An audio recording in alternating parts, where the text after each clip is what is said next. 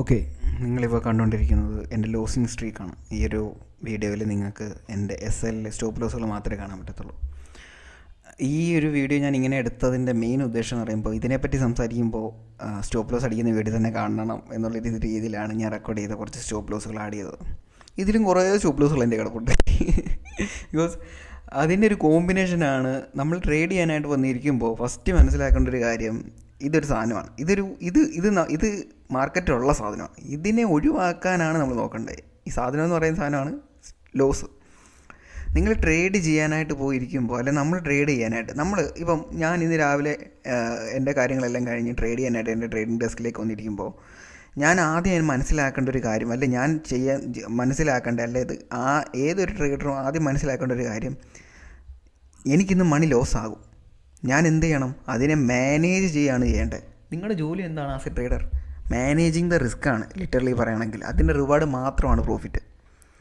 Okay, അപ്പോൾ നമ്മൾ മനസ്സിലാക്കുക. ഇതിനാണ് ഞാൻ ലാസ്റ്റ് വീഡിയോയിൽ പറഞ്ഞിട്ടുണ്ടായിരുന്നു, ഒരു പെർഫെക്റ്റ് ആയിട്ടൊരു ഫിക്സഡ് 1:2 റിസ്ക് റിവാർഡ്, അല്ലെങ്കിൽ നിങ്ങളൊരു റിസ്ക് റിവാർഡ് ഫോളോ ചെയ്യണമെന്ന്. എനിക്കറിയാം 1:2 എന്ന് പറയുന്ന ഒരു നോർമൽ ഇതിൽ നോക്കുകയാണെങ്കിൽ ചെറിയ പ്രോഫിറ്റ് ടാർഗറ്റ് ആയിരിക്കും. പക്ഷേ ഞാൻ പറയുന്നത്, ഇതിൻ്റെ ഓൾവേസ് ഒരു വിന്നിങ് സ്ട്രീക്കിൽ നിങ്ങൾക്ക് നിൽക്കാൻ എന്നുള്ളൊരു മൈൻഡ് സെറ്റിലാണ്. അതിൻ്റെ എക്സാമ്പിൾ ഞാൻ പറഞ്ഞുതരാം. ഞാൻ ഇപ്പോൾ എടുത്തിരിക്കുന്ന ട്രേഡ്സ് കണ്ടു കഴിഞ്ഞാൽ ചിലതൊക്കെ 1:2 ഉണ്ട്, ചിലതൊക്കെ 1:1 ഉണ്ട്, ചിലതൊക്കെ 1:3 കൂടുതലുണ്ട്. എൻ്റെ ടാർഗറ്റ് എന്ന് കഴിഞ്ഞാൽ 1:7 അബോവ് പോയ ടാർഗറ്റ്സ് ഉണ്ട്. ഇതിനകത്ത് പഴയ ട്രേഡ്സും പുതിയ ട്രേഡ് എല്ലാവരും ഒന്ന് മിക്സ് ചെയ്തതിനിട്ടതാണ്. ബിക്കോസ് ഇതിനകത്ത് ഞാനെങ്കിൽ കുറച്ച് ദിവസം മുന്നേ എടുത്ത ട്രേഡും ഉണ്ട്, അതേപോലെ തന്നെ 2 മാസം മുന്നേ എടുത്ത ട്രേഡും ഉണ്ട്. അങ്ങനെ മിക്സ് ചെയ്തിട്ടാണ് ഈ ട്രേഡ് ഇട്ടേക്കുന്നത്. സോ ഇതിനകത്ത് നിങ്ങൾക്ക് കാണാൻ പറ്റും, ഇതിനകത്ത് ഏറ്റവും കൂടുതൽ എനിക്ക് മനസ്സിലായ കാര്യം, അതായത് ഒരു ലോസിങ് സ്ട്രീക്കിനെ പറ്റി പറയുമ്പോൾ, നിങ്ങൾക്ക് ഒരു കാര്യവും അതിൻ്റെ ഒരു പെർഫെക്റ്റ് രീതിയിൽ പഠിക്കാൻ പറ്റത്തില്ല. അതായത് ഇപ്പം ഞാൻ പറഞ്ഞതെന്താണെന്ന് വെച്ച് കഴിഞ്ഞാൽ, അതിൻ്റെ ഗുഡ് സൈഡ് മാത്രമായിട്ട് കാണുവാണെങ്കിൽ അതിനെ ഡീപ്പായിട്ട് മനസ്സിലാക്കാൻ പറ്റത്തില്ല. ഇതിൻ്റെ ഒരു ബാഡ് സൈഡ്, അല്ലെങ്കിൽ ഇതിന് ഇങ്ങനെ ഒരു മുഖമുണ്ടെന്ന് നിങ്ങൾ മനസ്സിലാക്കിയാൽ മാത്രമേ അതിൻ്റെ ഒരു പൊട്ടൻഷ്യൽ 100% രീതിയിൽ മനസ്സിലാക്കാൻ പറ്റത്തുള്ളൂ. നിങ്ങൾ ഈ കാണുന്ന, ഈ ഇൻസ്റ്റാഗ്രാമിൽ കാണുന്ന, അല്ലെ എവിടെ കാണുന്ന സംഭവം, ഏത് ട്രേഡേഴ്സ് ആയാലും സ്റ്റോപ്പ് ലോസ് ബുക്ക് ചെയ്യും. ബിക്കോസ് അത് പാർട്ട് ഓഫ് ദിസ് ഗെയിമാണ്. നമുക്ക് ഒരിക്കലും ലോസ് ഇല്ലാതെ മാർക്കറ്റ് ട്രേഡ് ചെയ്യാൻ പറ്റത്തില്ല. ലോസ് വരുമ്പോഴേ ഞാൻ പറയാം, പല രീതിയിലാണ് ആൾക്കാർ ചിന്തിക്കുന്നത് ലോസ് അടിക്കുമ്പോൾ. ഇപ്പം ഒരു അക്കൗണ്ടിൻ്റെ ഇത്ര പെർസെൻറ്റേജ്, ഒരു 0.5% അല്ലെങ്കിൽ 1% റിസ്കി പോകുമ്പോൾ അടുത്ത മൈൻഡിൽ വരുന്ന സംഭവം എങ്ങനെയെങ്കിലും ആ ലോസായ മണി തിരിച്ചുണ്ടാക്കണമെന്നുള്ളതാണ്. എങ്ങനെയെങ്കിലും ആ ലോസായ മണി. ഞാനൊരു എക്സാമ്പിൾ ഇതിൻ്റെ ഒരു കാര്യത്തിൽ പറയാം. നിങ്ങളൊരു റീറ്റെയിൽ ഷോപ്പിൽ, നിങ്ങൾക്കൊരു റീറ്റെയിൽ ഷോപ്പുണ്ട്, നിങ്ങൾക്കൊരു ബേക്കറി ഉണ്ടെന്ന് വിചാരിക്കുക. ആ ബേക്കറിയിലേക്ക് ഒരാൾ വന്ന സമയത്ത് നിങ്ങളെങ്കിൽ അറിയാതെ ഒരു സാധനത്തിൻ്റെ വില, 100 രൂപയുടെ സാധനം അറിയാതെ നിങ്ങൾ 50 രൂപയ്ക്ക് വിറ്റുപോയി.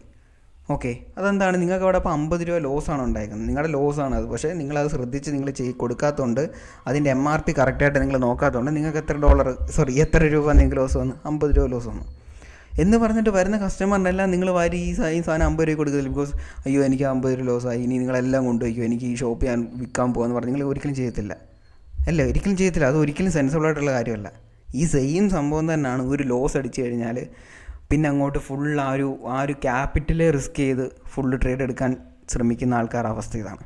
ബിക്കോസ് നിങ്ങൾ ബിസിനസ്സാണ് ചെയ്യുന്നതെന്നുള്ളൊരു മൈൻഡ് ഉണ്ടെങ്കിൽ, അതായത് ഇപ്പോൾ എൻ്റെ കാര്യം കൊണ്ടാണ് ഞാൻ പറയുന്നത്. എൻ്റെ ബിഗിനിങ് സ്റ്റേജിൽ എനിക്കിതെങ്ങനെ ക്ലിയർ ആയിട്ട് അറിയാമെന്ന് ഞാൻ ചെയ്തിട്ടുള്ള കാര്യമാണ്. ഇത് ഞാൻ ചെയ്ത ഒരാളാണ്. അതുകൊണ്ടാണ് ഞാൻ പറയുന്നത്, ഇൻ ദ ബിഗിനിങ് ടൈമിൽ ഞാനിത് ചെയ്ത ഒരാളാണ്. അപ്പം ഞാൻ ഇങ്ങനത്തെ ഓരോ തോട്ട് ചിന്തിച്ചിട്ടാണ് ഇതിൽ നിന്നൊക്കെ കുറച്ചൊക്കെ എനിക്ക് വെളി വരാനായിട്ട് എന്നെ ഹെൽപ്പ് ചെയ്തത്. അപ്പം അതുകൊണ്ട് ഞാൻ പറയുന്നു, ഒരു സ്റ്റോപ്പ് ലോസോ അല്ലെങ്കിൽ ഒരു TPയോ അല്ല നിങ്ങളുടെ ട്രേഡിങ് കരിയറിനെ തീരുമാനിക്കുന്നത്. സോ TP ആണെങ്കിലും ലോസ് ആണെങ്കിലും പ്രോഫിറ്റ് ആണെങ്കിലും അതിൻ്റെ ഒരു രീതിയിൽ മനസ്സിലാക്കുക. ഞാൻ ചെയ്തതിൻ്റെ ഔട്ട്കമ്മാണിത്, അല്ലെ ഞാൻ മാത്രമാണ് ഇതിന് ഉത്തരവാദി, മാർക്കറ്റല്ല. മാർക്കറ്റ് ഓൾവേസ് പെർഫെക്റ്റ് ആണ്. നിങ്ങൾ സ്റ്റോപ്പ് ലോസ് അടിക്കുന്നെങ്കിൽ മാർക്കറ്റിനെ ഒരിക്കലും കുറ്റപ്പെടുത്തണ്ട. മാർക്കറ്റ് അത് ഡെലിവർ ചെയ്തുകൊണ്ടിരിക്കും. മാർക്കറ്റ് അതിൻ്റെ രീതിയിൽ അത് പ്ലേ ചെയ്തുകൊണ്ടിരിക്കും. നിങ്ങൾക്ക് ലോസ് വന്നിട്ടുണ്ടെങ്കിൽ ഫൈൻഡ് ഔട്ട് ദ മിസ്റ്റേക്ക്, എന്താണ് നിങ്ങൾ ചെയ്തതെന്നുള്ളത്, എന്നിട്ട് അതിനെ ക്യൂർ ചെയ്യാൻ നോക്കുക. അല്ലാതെ നിങ്ങൾ ചുമ്മാ നെക്സ്റ്റ് ട്രേഡ് റിവെഞ്ച് എടുത്തിട്ട് നിങ്ങളുടെ ക്യാപിറ്റലിനെ ഫുള്ള് വാഷ് ഔട്ട് ചെയ്താലും കുഴപ്പമില്ല, എനിക്ക് ആ 0.5% റിസ്ക് തിരിച്ചു പിടിക്കണമെന്നാണ് നോക്കുന്നത്. ഈവൻ ചില സമയത്ത് ലക്ക് കാരണമൊക്കെ ആ ഒരു മണി അവർ റിട്രീവ് ചെയ്താൽ പോലും അത് അവർക്കൊരു പ്ലസ് പോയിൻ്റ് പോലെ ചിന്തിച്ചിട്ട് നെക്സ്റ്റ് ടൈം അവരെന്ത് ചെയ്യും? ദ സെയിം തിങ് അവർ ചെയ്യും. സോ അതുകൊണ്ടാണ് പറയുന്നത്, നമുക്കൊരു ലോസ് ഉണ്ടായാലും പ്രോഫിറ്റ് ഉണ്ടായാലും നിങ്ങൾ ജേണൽ ചെയ്യുക. നിങ്ങളുടെ അക്കൗണ്ടിലേക്ക് അല്ല നിങ്ങളുടെ ട്രേഡിംഗ് ബുക്കിലേക്ക് $1 പ്രോഫിറ്റ് വന്നാൽ നിങ്ങളുടെ അറിവില്ലാതെ അത് വരരുത്. നിങ്ങളുടെ അറിവില്ലാതെന്ന് പറയുമ്പോൾ നിങ്ങൾ ട്രേഡ് ചെയ്യാനായിട്ട് പോയിരിക്കുമ്പോൾ നിങ്ങൾക്ക് 2 മൈൻഡ് സെറ്റാണുള്ളത്. ഒന്ന് conscious mind and sub conscious mind. നിങ്ങളുടെ കോൺഷ്യസ് മൈൻഡിൽ നിങ്ങൾക്ക് അറിയാം ഇത് ചെയ്യരുത്, അത് ബാഡാണ്, ലോസ് വന്നാൽ ഇന്ന് നിർത്തണം, ഇന്നത്തെ ലോസ് ഹിറ്റ് ചെയ്താൽ അല്ലെങ്കിൽ ഇന്നത്തെ പ്രോഫിറ്റ് ടാർഗറ്റ് ഞാൻ ഹിറ്റ് ചെയ്താൽ പിന്നെ ട്രേഡ് ചെയ്യത്തില്ല, അല്ലെങ്കിൽ എൻ്റെ സെഷൻ ടൈമിലോ അല്ലെങ്കിൽ എൻ്റെ സെറ്റപ്പ് ഫോം ചെയ്താൽ മാത്രമേ ട്രേഡ് ചെയ്യത്തുള്ളൂ. ഇതെന്താണ്? ഇത് നിങ്ങളുടെ കോൺഷ്യസ് മൈൻഡാണ്. സബ് കോൺഷ്യസ് മൈൻഡ് എന്താണ്? ഈ ഒരു SL അടിക്കുമ്പോഴോ അല്ലെങ്കിൽ നല്ല രീതിയിൽ പ്രോഫിറ്റിൽ നിൽക്കുമ്പോഴോ, ഇത് ലോസ് ആകുമ്പോൾ മാത്രമല്ല, അത്യാവശ്യം നല്ല പ്രോഫിറ്റിൽ വരുമ്പോൾ ആൾക്കാർ നോർമൽ ട്രേഡേഴ്സ് അല്ല, ബിഗിനേഴ്സും എല്ലാവരും ചിന്തിക്കുന്നതാണ്. ഈവൻ ബിഗിനേഴ്സ് എന്ന് ഞാൻ പറയുന്നില്ല, ലിറ്ററലി എനിക്കും ഈ തോട്ട് ഉണ്ടാവാറുണ്ട് പല സമയത്തും. ഒരിക്കലും നിങ്ങൾക്ക് ഇമോഷൻ ഇല്ലാതെ, ഇനിയിപ്പോൾ 10 വർഷത്തെ എക്സ്പീരിയൻസ് ഉള്ള ട്രേഡർ ആണെങ്കിൽ പോലും ഒരിക്കലും ഹ്യൂമൻ ഇമോഷൻ ഇല്ലാതെ നിങ്ങൾക്ക് മാർക്കറ്റ് വന്ന് ട്രേഡ് ചെയ്യാൻ പറ്റത്തില്ല. എങ്ങനെയാണ് ഒരാളപ്പോൾ മാർക്കറ്റിൽ മാസ്റ്റർ ആവുന്നത്? അതിൻ്റെ ആൻസർ എന്ന് പറയുന്നത് നിങ്ങൾക്ക് ഒരിക്കലും മാർക്കറ്റിൽ മാസ്റ്റർ ആവാൻ പറ്റത്തില്ല എന്നുള്ളതാണ് അതിൻ്റെ ആൻസർ. ബിക്കോസ് മാർക്കറ്റിംഗ് മാസ്റ്റർ ആകുമെന്ന് പറയുന്നൊരു സംഭവമില്ല. നിങ്ങൾ മാസ്റ്റർ ആകുന്ന, അല്ലെങ്കിൽ നിങ്ങൾ ട്രേഡിങ്ങിൽ സക്സസ്ഫുൾ ആകുന്ന, അല്ലെങ്കിൽ പ്രോഫിറ്റബിൾ ആകുന്നത്, അല്ലെങ്കിൽ പ്രോഫിറ്റബിൾ എന്ന് ഞാൻ പറയുന്നില്ല, അതിൽ പല ഫാക്ടേഴ്സ് ഉണ്ട്. പ്രോഫിറ്റബിൾ എന്ന് പറയുന്നതിൽ സക്സസ് ആകുക, നിങ്ങൾക്ക് പല കാര്യങ്ങൾ ചെയ്തതിൽ നിങ്ങൾ അതിൻ്റെ എൻഡ് പ്രോഡക്റ്റിലേക്ക് എത്തുക എന്നുള്ളതാണ് സക്സസ് കൊണ്ട് ഉദ്ദേശിക്കുന്നത്. ആകുക എന്ന് പറയുന്നത് നിങ്ങളുടെ ഇമോഷനെ നിങ്ങൾക്ക് കൺട്രോൾ ചെയ്യാൻ പറ്റും എന്നുള്ള ഒരു ലെവൽ വെച്ചിട്ടാണ് ഈ കാണുന്ന എല്ലാ ട്രേഡേഴ്സും 10% ഓഫ് ദി അക്കൗണ്ട് വിഡ്രോ ചെയ്യുന്ന ആൾക്കാരും 5% ഓഫ് ദി അക്കൗണ്ട് വിഡ്രോ ചെയ്യുന്ന ആൾക്കാരും 0.5% ആൾക്കൊരു വിഡ്രോ ചെയ്യുന്ന ട്രേഡേഴ്സും ചെയ്യുന്നത്. Controlling their emotion. എന്താണ് മാർക്കറ്റ്, ഞാൻ നേരത്തെ പറഞ്ഞില്ല, എന്താണ് മാർക്കറ്റ് കാണിക്കുന്നത്, ഇതാണ് ഞാൻ ചെയ്തത്, ഇതാണ് എൻ്റെ ഔട്ട്കം, ഓക്കെ ഞാൻ ചെയ്തതിൻ്റെ റിസൾട്ടാണിത്. ഈ പറയുമ്പോൾ സത്യം ഈ പറയുന്ന എനിക്കും പല സമയത്തും ഇത് റിയലൈസ് ചെയ്യാൻ പറ്റാതെ ഞാനും ട്രിഗർ ചെയ്യാറുണ്ട്. പക്ഷേ എപ്പോഴും ഞാൻ ചിന്തിക്കുന്നത്, ഇതിനെ ഓവർകം ചെയ്യാൻ പല കാര്യങ്ങളും നിങ്ങൾക്ക് ചെയ്യാൻ പറ്റും. ഞാൻ ചെയ്ത പരിപാടി എന്ന് വെച്ച് കഴിഞ്ഞാൽ, എൻ്റെ ട്രേഡിംഗ് കമ്പ്യൂട്ടറിൻ്റെ എൻ്റെ ലാപ്ടോപ്പിൻ്റെ തൊട്ട് മേലെ ഭിത്തിയിൽ ഞാനൊരു പേപ്പറിൽ എഴുതി വെക്കും.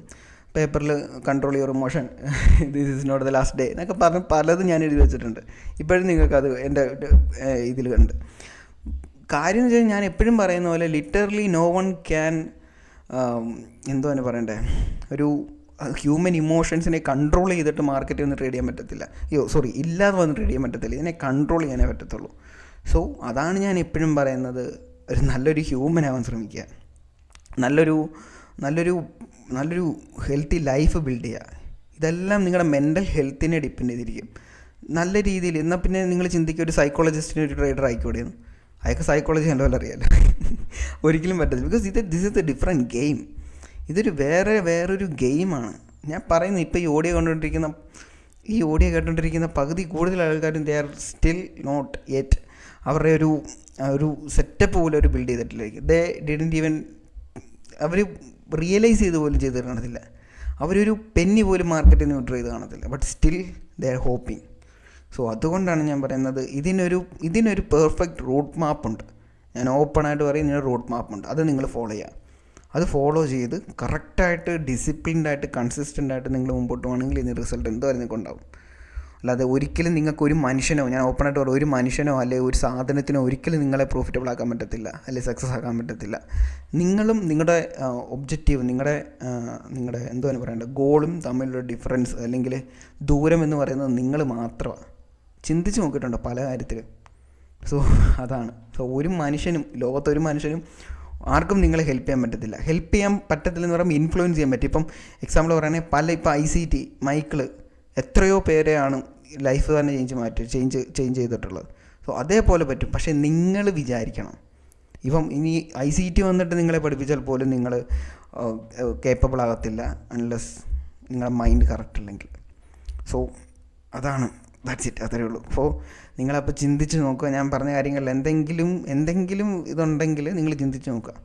അത്രേ ഉള്ളൂ എനിക്ക് പറയാം. ഇതിനെ റിയലിസ്റ്റിക് ഗെയിമായിട്ട് എടുക്കുക. ഇതൊരിക്കലും അൺറിയലിസ്റ്റിക് ആയിട്ടുള്ള എക്സ്പെക്റ്റേഷൻ വെച്ചുകൊണ്ട് മാർക്കറ്റ് വരാതിരിക്കുക.